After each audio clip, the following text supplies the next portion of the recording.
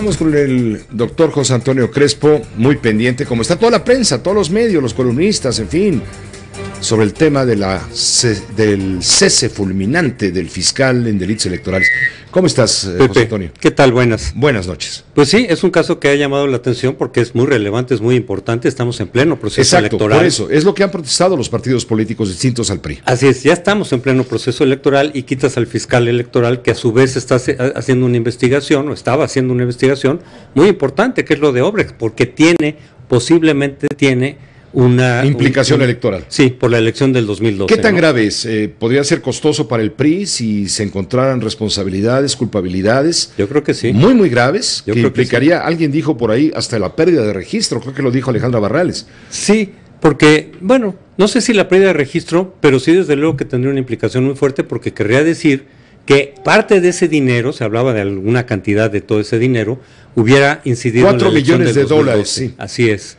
Entonces, en la elección del 2012, con ese dinero, pues entonces estás implicando una gran fraude que podría tener implicaciones, desde luego, legales a lo mejor, desde luego con responsables con nombre y apellido, entre ellos quizá el propio Lozoya, Emilio Lozoya, pero políticamente también tener una implicación de decir. Entonces, esa elección estuvo muy sucia, ¿no? Muy intervenida, digamos, muy ilegal en muchos sentidos, más allá de lo que ya sabíamos de las tarjetas Monex y todo eso.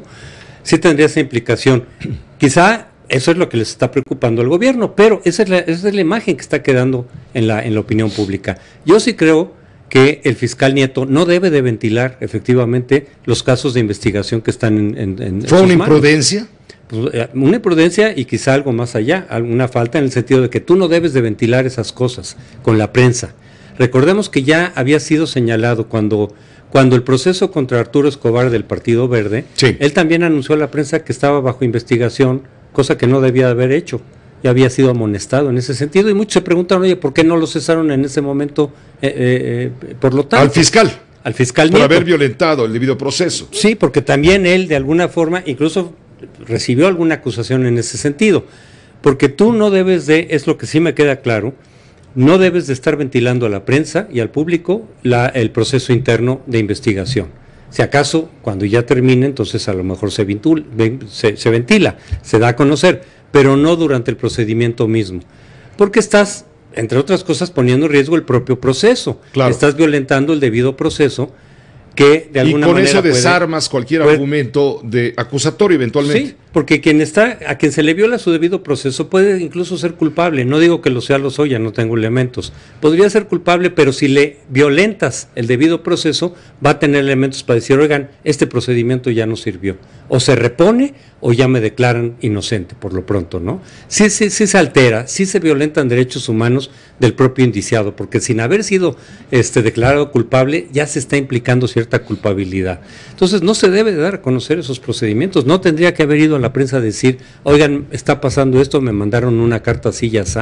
Que por otro lado, algunos han señalado, algunos colegas, decir, oye, lo que la carta que ya conocimos públicamente, que mandó Lozoya al fiscal Nieto, no dice nada de presiones, no dice ni que hay una presión, no dice que lo tiene que declarar. Esa fue interpretación del fiscal. Pues a lo mejor una interpretación, pero en la carta no se ve que esté diciendo eso. No, porque se habla, es más que nada un currículum, ¿no? Del propio Emilio Lozoya, habla de sus papás. Y diciendo, llámenme a declarar, ajá, no tengo nada que esconder, en fin, es una carta normal, procedimental.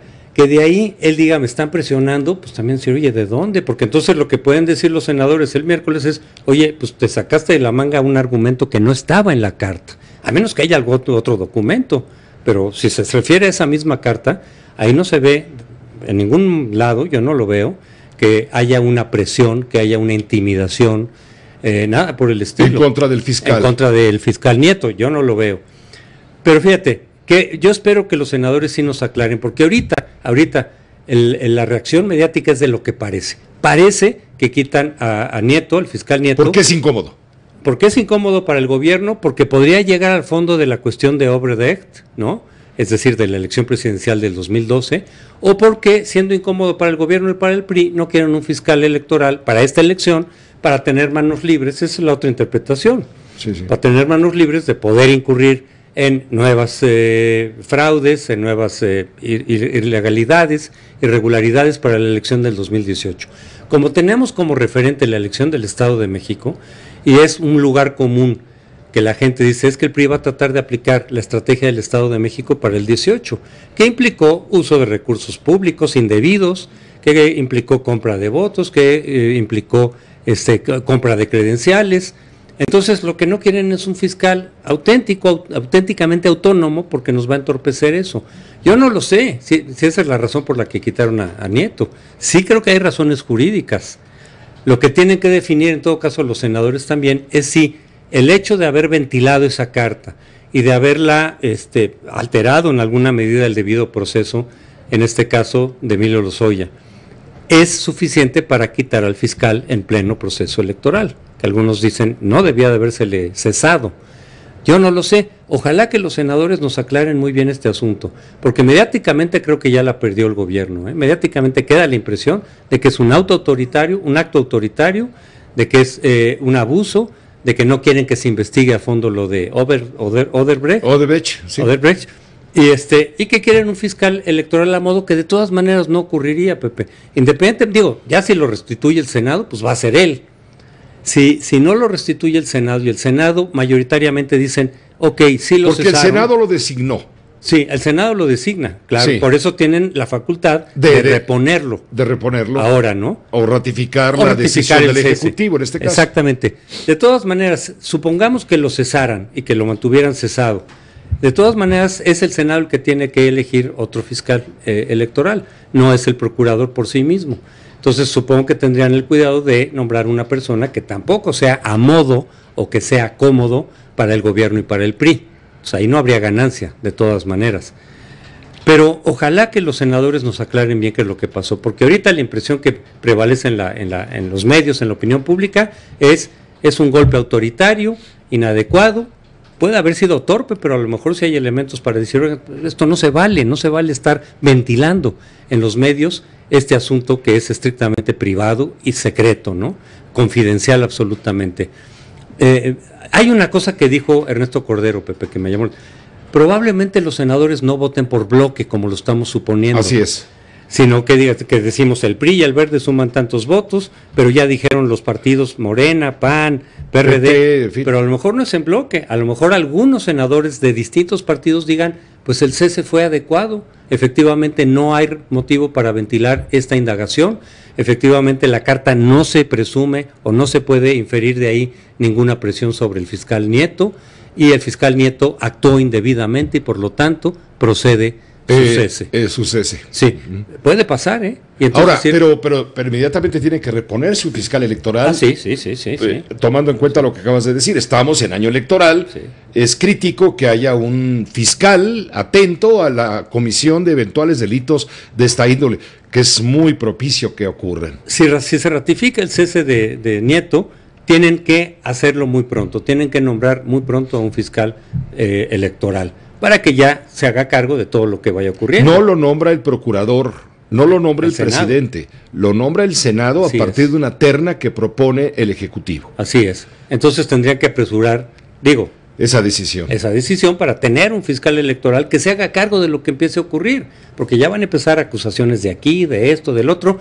Claro que hay que decir que las primeras instancias son el INE en cuestiones administrativas y después el tribunal, por ejemplo, actos anticipados de campaña, ¿no? Que ya se puede empezar a decir, oye, ya se adelantó, se adelantó a los tiempos, ya está haciendo campaña.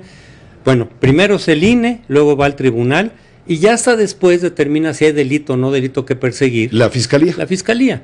O sea, es decir, no es tan inmediato, pero es sí el Ministerio Público de la parte electoral. Sí, y es donde se aplican penas legales. Porque el INE solamente aplica penas administrativas, el tribunal puede aplicar penas en sentido, por ejemplo, de una anulación de la elección. De una elección, ¿no? Sí. Pero ya la cuestión cuando hay penas de cárcel sobre individuos concretos, ya no sobre partidos, es el fiscal electoral, es el procurador para cuestiones electorales. Entonces sí se necesita que haya fiscal, pero habría un cierto tiempo para que nombraran un nuevo fiscal electoral, si es que se ratifica su cese.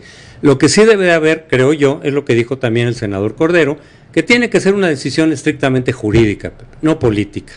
no por cuestiones de decir me conviene, no me conviene, es que el PRI lo quitó y ahora yo pues entonces lo mantengo por razones partidistas. Ojalá que el Senado, sea cual sea la decisión que tome por mayoría, expliquen bien a la opinión pública por qué una decisión o la otra, y desde luego basado en argumentos jurídicos, Pepe. Muchas gracias, José Antonio. Hasta luego, Pepe. El doctor José Antonio Crespo, analista político.